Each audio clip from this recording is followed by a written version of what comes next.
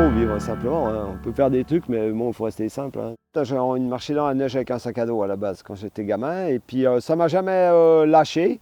Je me suis mis parce que j'avais envie de faire ça tout simplement, quoi.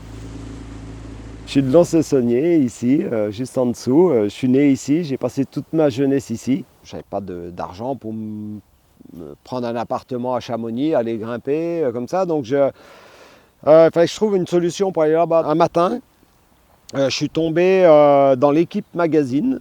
Je ne vais pas faire de pub, mais c'était vraiment dans l'Équipe Magazine. Il y a un petit encadré, c'était, je vois, École militaire de haute montagne, Chamonix.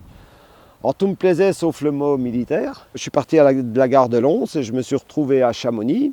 Et en arrivant à Chamonix, là tout de suite, je connaissais un petit peu avant, mais pas beaucoup.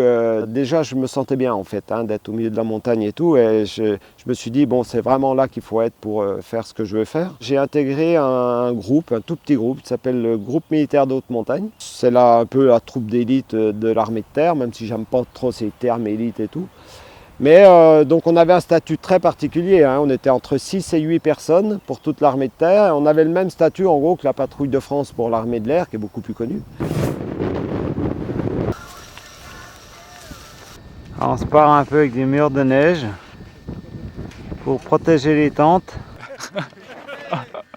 Alright, that's good. J'étais installé depuis à Chamonix, hein. J'avais mon épouse là-bas, mes garçons, tout ça, donc j'avais vraiment ma vie installée à Chamonix. Et donc après j'ai monté un petit bureau de guide avec un ami. Et après c'est les rencontres qui font que on a sans arrêt des opportunités pour aller à droite, à gauche, si bien que maintenant c'est vrai que c'est des régions arctiques-antarctiques que je connais énormément et donc je suis souvent sollicité pour emmener des gens, pour emmener des scientifiques, je connais bien toute la logistique, tout ça.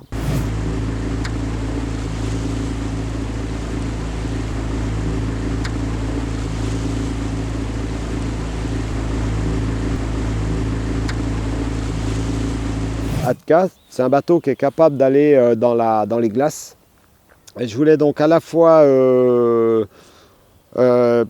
transmettre toute mon expérience aux jeunes, en fait. Donc c'est pour ça que dans toute l'aventure Atka, c'est énormément de jeunes, sans aucune expérience de l'Arctique. Tous les gens qui passaient, ce que je voulais, c'est qu'eux, à leur tour, après, quand ils rentrent, ils parlent de l'Arctique. Et puis que les gens, ils se disent d'eux-mêmes, ah ouais, c'est quand même beau et tout, donc c'est vrai qu'il faut quand même peut-être faire un peu attention à ça, parce que ça peut disparaître, quoi. Il n'y avait aucune histoire d'exploit ou quoi que ce soit, c'était vraiment avant tout une histoire humaine, vraiment avant tout. J'étais sur le terrain, mais en France, à trouver des sous, en fait. Là j'ai découvert un nouveau monde. Ça a été très très intéressant au niveau humain.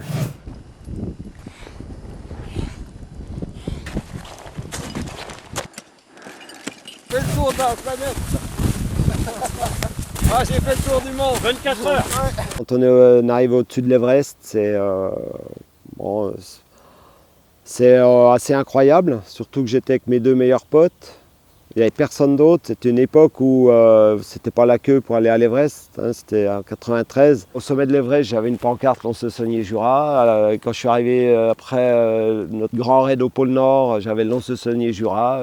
Au pôle Sud, pareil. Je suis très très attaché au Jura et à Lons. C'est pour ça que je me réinstalle là, hein. D'ailleurs, en ce moment, là, je vais bientôt emménager, donc je suis très très content.